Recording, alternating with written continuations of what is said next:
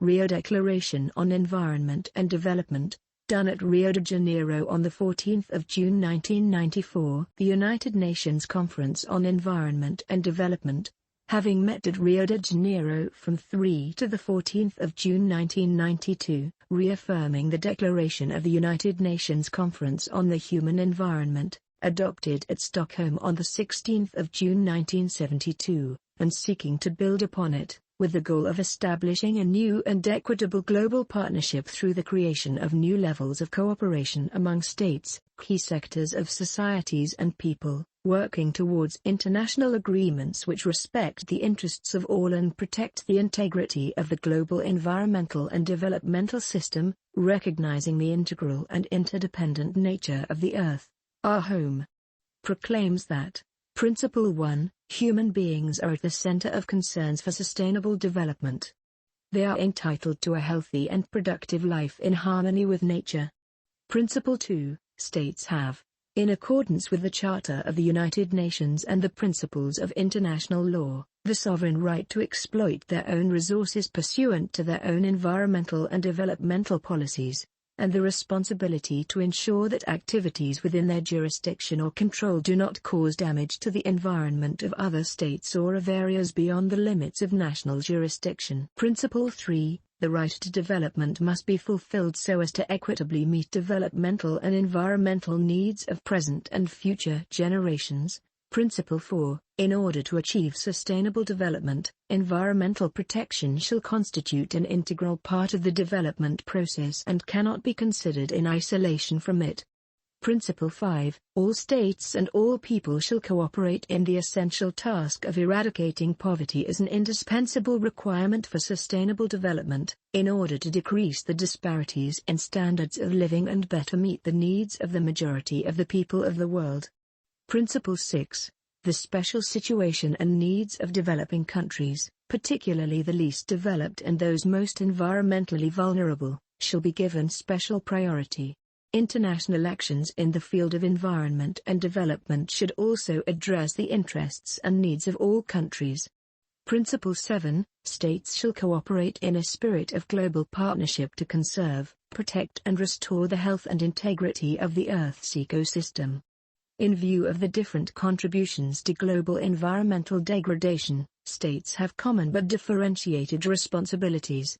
The developed countries acknowledge the responsibility that they bear in the international pursuit of sustainable development in view of the pressures their societies place on the global environment and of the technologies and financial resources they command.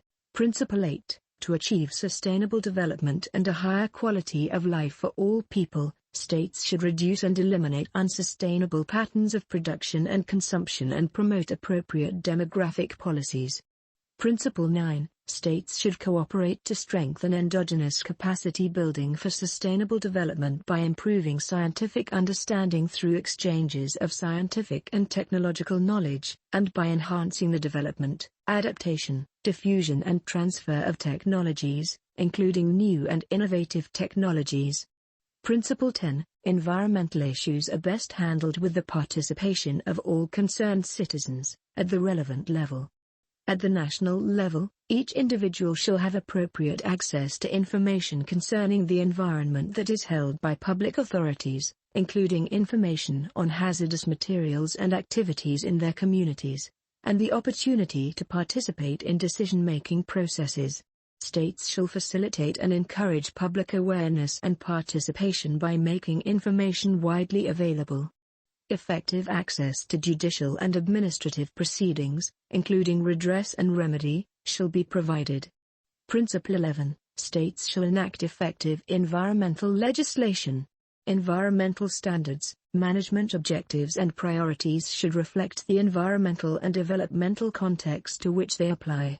Standards applied by some countries may be inappropriate and of unwarranted economic and social cost to other countries, in particular developing countries. Principle 12, states should cooperate to promote a supportive and open international economic system that would lead to economic growth and sustainable development in all countries, to better address the problems of environmental degradation. Trade policy measures for environmental purposes should not constitute a means of arbitrary or unjustifiable discrimination or a disguised restriction on international trade. Unilateral actions to deal with environmental challenges outside the jurisdiction of the importing country should be avoided. Environmental measures addressing transboundary or global environmental problems should, as far as possible, be based on an international consensus. Principle 13. States shall develop national law regarding liability and compensation for the victims of pollution and other environmental damage. States shall also cooperate in an expeditious and more determined manner to develop further international law regarding liability and compensation for adverse effects of environmental damage caused by activities within their jurisdiction or controlled to areas beyond their jurisdiction.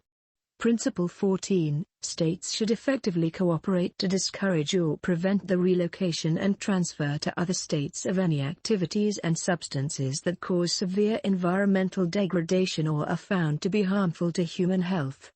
Principle 15. In order to protect the environment, the precautionary approach shall be widely applied by states according to their capabilities. Where there are threats of serious or irreversible damage, lack of full scientific certainty shall not be used as a reason for postponing cost-effective measures to prevent environmental degradation.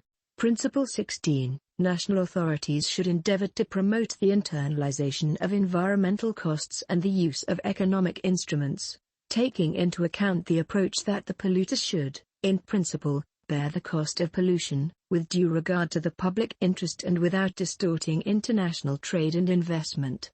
Principle 17. Environmental impact assessment, as a national instrument, shall be undertaken for proposed activities that are likely to have a significant adverse impact on the environment and are subject to a decision of a competent national authority.